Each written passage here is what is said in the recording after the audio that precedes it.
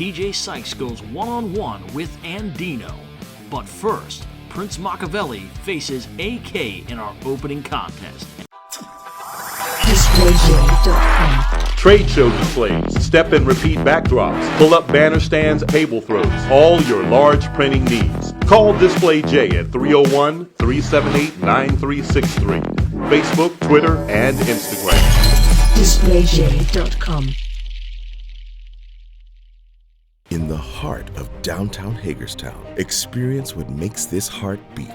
Be inspired by plays, music, comedy, and so much more in the intimate and grand Act Black Box Studio. Let your child explore their creativity with their classes and junior productions. Unite the community with us through the magic of the arts. Inspire, explore, unite. Authentic community theater. Visit us at www.actforall.org.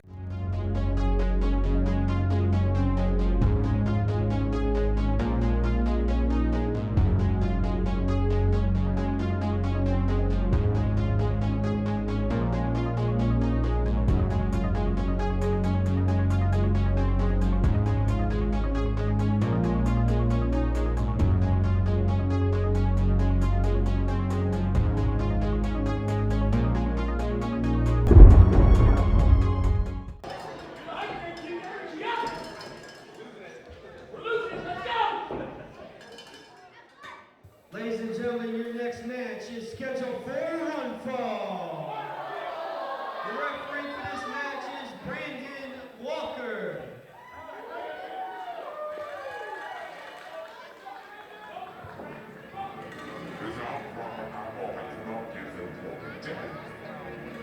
Ladies and gentlemen, welcome to the best of AK.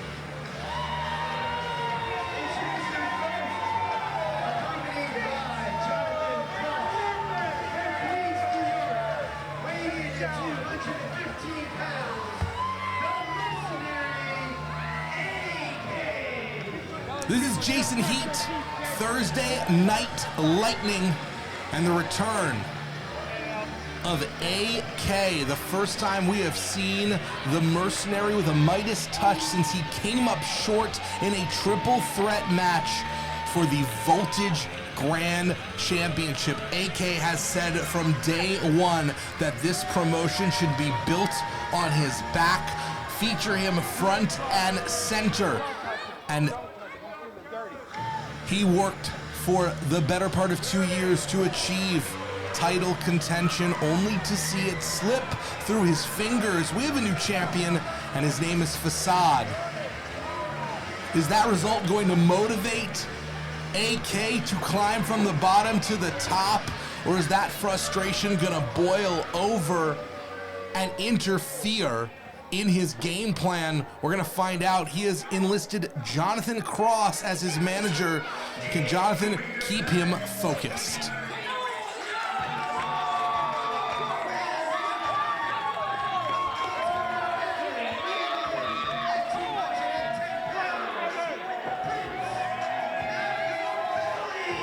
Prince Mackaveli, the Prince of Bodymore, Murderland, accompanied by his two fellow members of Pure Ignorance, the Don, Chaz Evan, the Shooter, Noah Idol. Where they roll, they never roll alone, and the rest of Pure Ignorance, Chaz and Noah. Well, they have a lot on their plate this evening as they have a triple threat match for the tag team titles to come alongside fellow contenders Nice and Smooth and the champions Dog Nation, but they're not too busy to show their support for the returning Prince Mackaveli. Mackaveli has been out of action for several months due to a shoulder injury. We have seen Mackaveli compete here in Voltage in the original incarnation of Pure Ignorance that competed here early on against Riot City's Most Wanted, against Dog Nation. That would be Mackaveli and Noah Idol.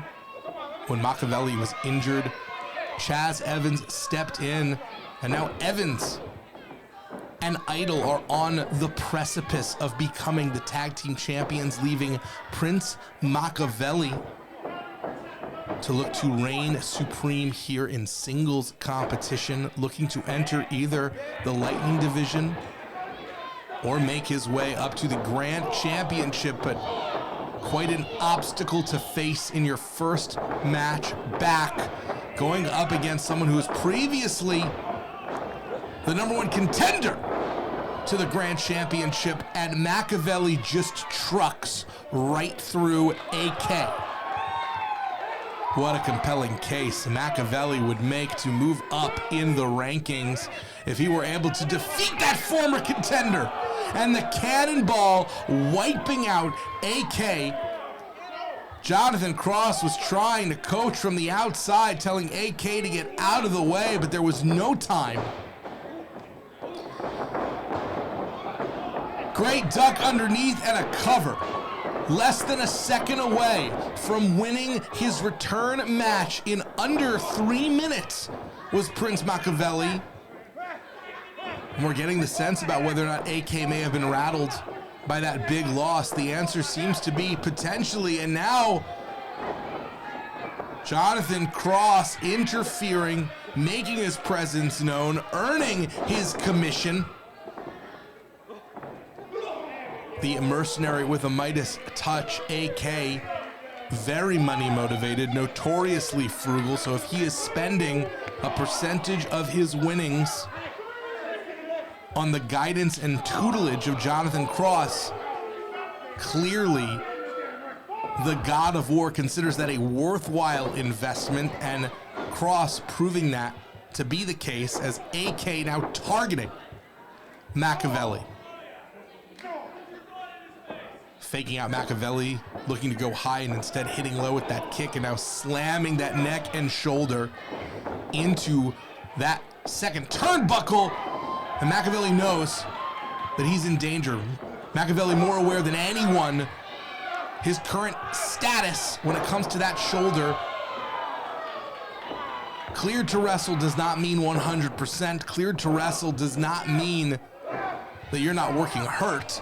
And for the second time, Jonathan Cross getting physically involved, this time in full view of the referee, who's providing an extraordinary amount of leniency under the circumstance, and a ripcord catches Prince Mackaveli as AK looks to commit regicide right here, right now. Mackaveli getting that shoulder up extra difficult. Anytime an athlete returns from an injury, there are a lot of doubts, there are a lot of questions about whether or not you'll ever be as good as you were again. Anytime you lose a massive opportunity like AK did in that triple threat for the title, there are doubts will ever climb to the summit of that mountain again. These are two men with potentially a lot to prove to themselves and others, as Mackaveli looking now to maybe get a submission over AK. This really is a chance for us to see who Mackaveli is on his own.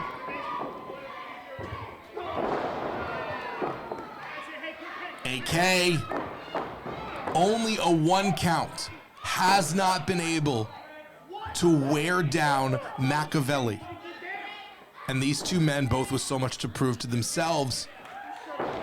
One of them is going to leave with a bolstered sense of confidence, in addition to a much heavier wallet, more money in their pocket for the victory, and the other one, well, those doubts are going to be magnified. In Mackaveli's case, will I ever be 100% again? In AK's case, have I squandered the opportunity that I have worked so hard to achieve? Center of the ring, AK making ground. Only a few moments ago, it was only a 1 count on Mackaveli. Now it's 2. That's progress. You wouldn't know it by watching AK's reaction, that frustration. It may not be about Mackaveli. AK may be living in the past. He may be living a month ago. And you can learn a lot from your mistakes, but you can't live in them or you'll be doomed to make more.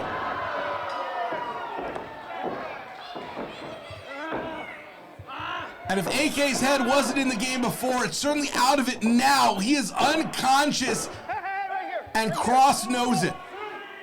Cross getting the foot on the ropes for AK, because it seemed like AK was on Dream Street, that there was no chance that the mercenary was going to be able to answer that pinning predicament on his own.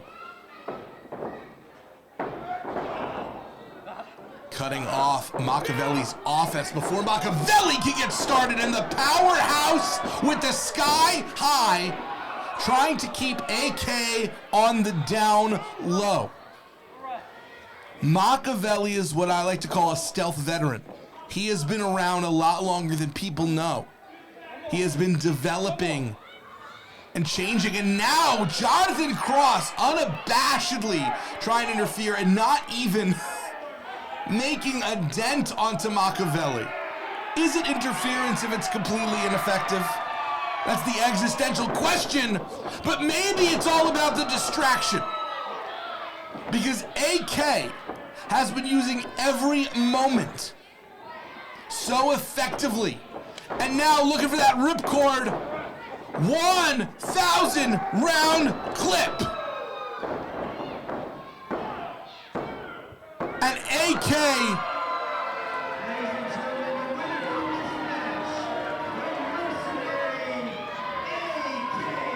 has achieved a measure of self-confidence yet again. AK rebounding with a win, climbing back up bit by bit. The mercenary is gonna leave with a bit more money tonight, but more important, momentum.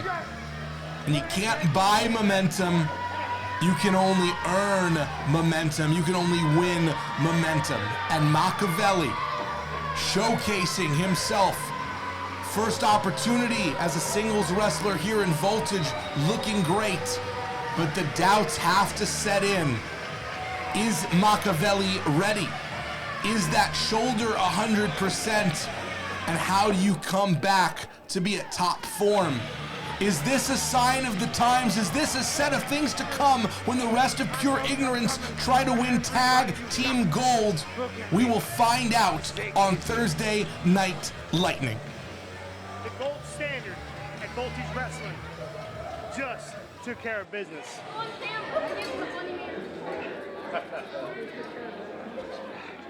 In the heart of downtown Hagerstown, experience what makes this heart beat. Be inspired by plays, music, comedy, and so much more in the intimate and grand Act Black Box Studio. Let your child explore their creativity with their classes and junior productions. Unite the community with us through the magic of the arts. Inspire, explore, unite. Authentic community theater. Visit us at www.actforall.org. Trade show displays, step and repeat backdrops, pull-up banner stands, table throws, all your large printing needs. Call Display J at 301-378-9363. Facebook, Twitter, and Instagram. DisplayJ.com. Tonight's broadcast is brought to you by the Casually Uncomfortable podcast. Uncensored rants, randomness, and relatable topics. Join Chuck Jerome as he rants about whatever comes to his mind, wherever you podcast. Now, back to the action.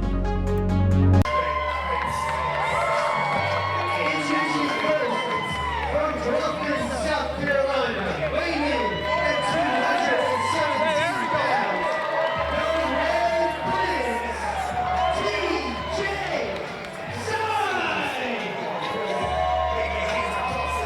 It was at Downtown Showdown 2023 when TJay Sykes scored a victory in front of his then mentor, Flex Phenom, a local legend, a man that TJay Sykes had looked up to for years, winning in front of your mentor, allowing them to see the man you've grown into instead of the young boy you were, should be an amazing moment. And instead, Flex Phenom took that opportunity to berate TJay Sykes, berate Sykes' his entire generation, and basically throw all of Sykes and his contemporaries under the bus.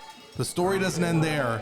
We'll pick it up after we meet his opponent for today, the belt thief, Andino.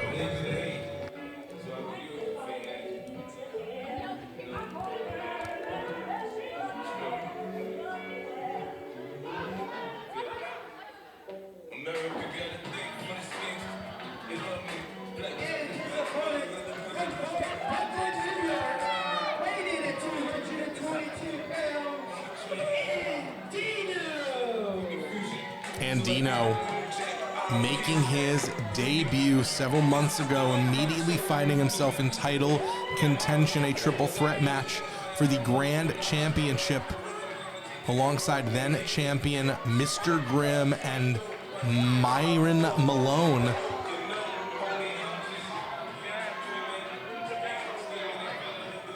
Andino says he is the first in the 51st, the best of the Mid-Atlantic.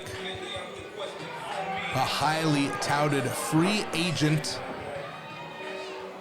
who likes to work smart, not hard, and is known far and wide as the belt thief because he comes to territories to take the gold, come hell or high water. These two men have known each other a long time. They have trained together in the past. Similar body types, similar styles of physicality. Sykes, perhaps with a bit more aggression, particularly coming off his loss to Flex Phenom after being berated after a pull-apart brawl between Phenom and Sykes at Downtown Showdown. It was last month that TJay Sykes had the opportunity to face Flex Phenom in the ring. This was Phenom's first return back to professional wrestling in an in-ring capacity in 10 years, a decade. And maybe unfortunately lending just the littlest bit of credence to some of the criticisms that Phenom has had about Sykes. Sykes was trying to be the better man. Sykes had an opportunity. Whoa. Andino came prepared.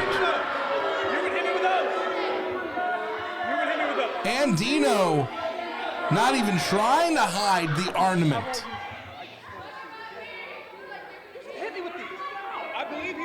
The brass knuckles, those even look nicer than brass. Those look like titanium, stainless steel. Where would you buy a pair of those, I wonder? What else could Andino have on his person, showing why our referees do the job they do to check these competitors? How brazen by Andino. Is there more? It's like a TARDIS. It's bigger on the inside, apparently.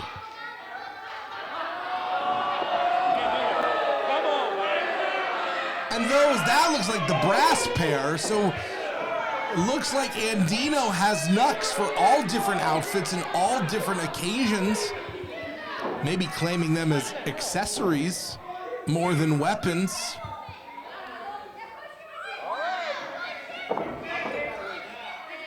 Can't deny the man's style or his preparation, except perhaps not doing a good enough job of hiding them. But if those are the weapons Andino has in the easy-to-reach places, what other tricks could he possibly have up his sleeves? Thankfully, he's not wearing any, because if Andino had sleeves, there'd be something up them too.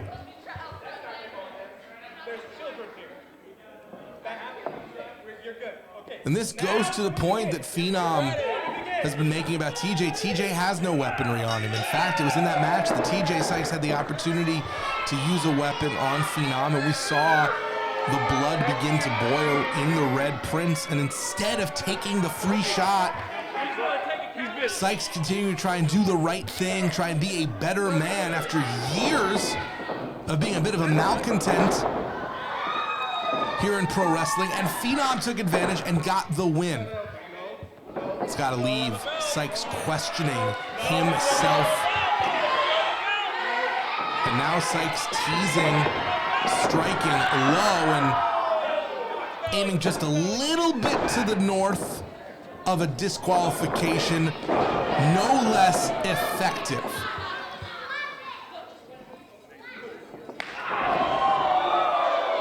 The Red Prince practicing some percussion on the chest of the first into 51st. That would be what should be the 51st state, Washington, D.C. So that's a position Andino, myself, TJay Sykes, all agree on.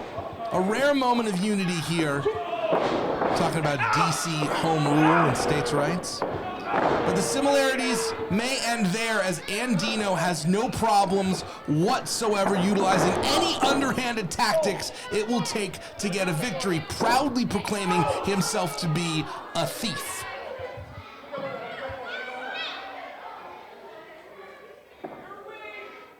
And now Andino bargaining for another opportunity and a clean break, immediately going for the choke.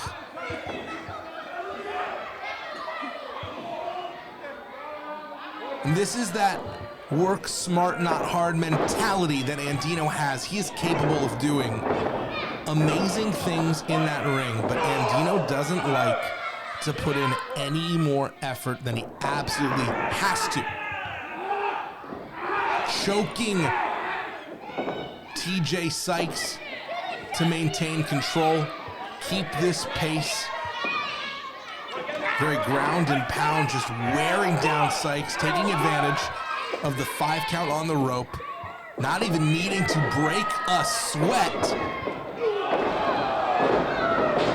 Boss man style slide to the outside, landing on his feet, because this methodical pace belies the incredible athleticism that Andino is capable of, and that's a strategy.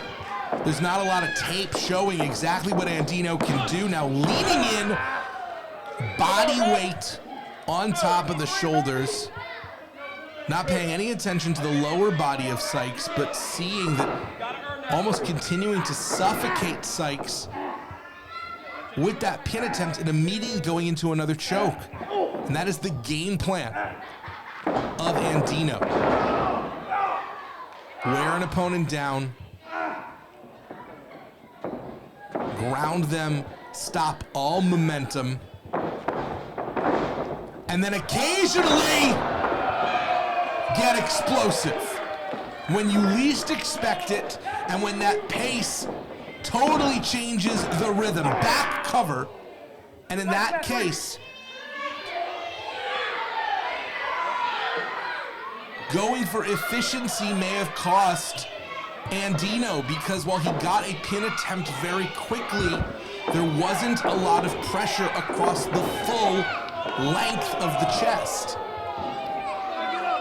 Throwing TJay Sykes to the outside.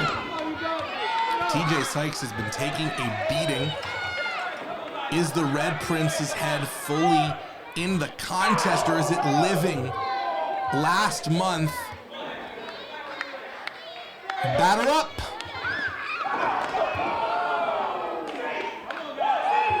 Andino declares himself safe, trying to steal home, trying to steal a win, trying to steal belts. A proud thief. Wants to be the Remy LeBeau of wrestling.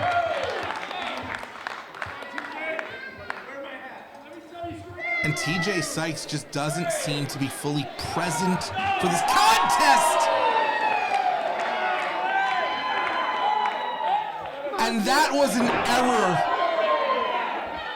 Maybe an overreach by Andino, who slams his hand into that steel post, the actual hardest part of the ring, and now There we go. Come on, give him. adding insult literally to injury. TJay Sykes forcing everyone in the crowd to give a high five to that possibly broken hand. The fractured phalanges of Andino and TJay Sykes has turned things around. Looking for a rebound. Is the Ruby Regent, the Red Prince,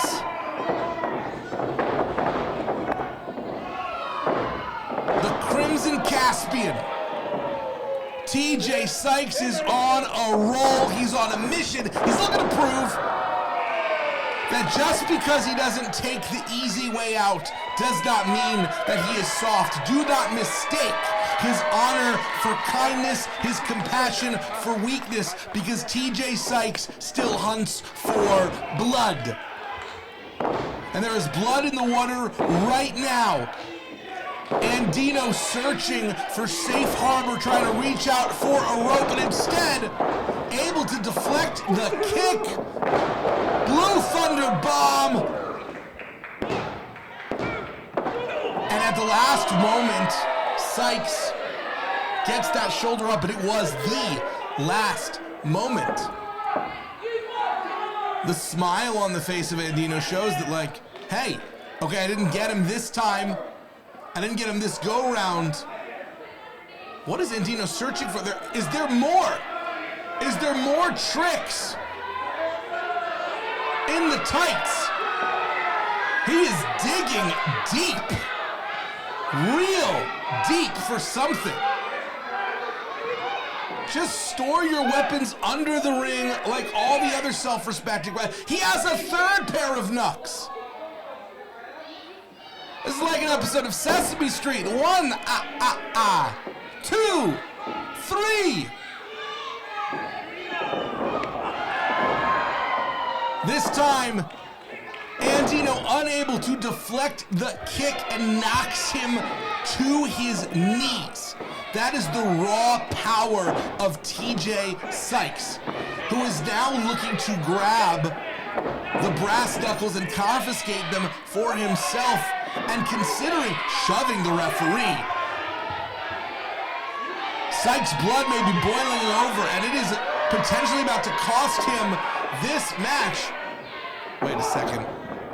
Andino was ducking into his tights yet again. Doesn't seem like he found anything, and we finally reached the end. And a decapitation clothesline to the back of the head, and Andino steals the win. Ladies and gentlemen, the winners of this match, Andino. We saw a similar situation against Flex Phenom, where is tempted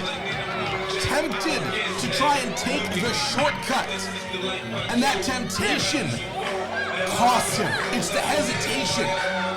It's the fight inside. It's not, in my estimation, the fact that he's not going the easy way out. It's that he's constantly debating in the moment, and those moments of hesitation is costing TJay Sykes, as Andino with a huge win here in Voltage, and we are now officially on the skids for Sykes. 1 is a fluke, 2 is potentially a streak. We're going to have to see a real reorientation for the Red Prince going forward.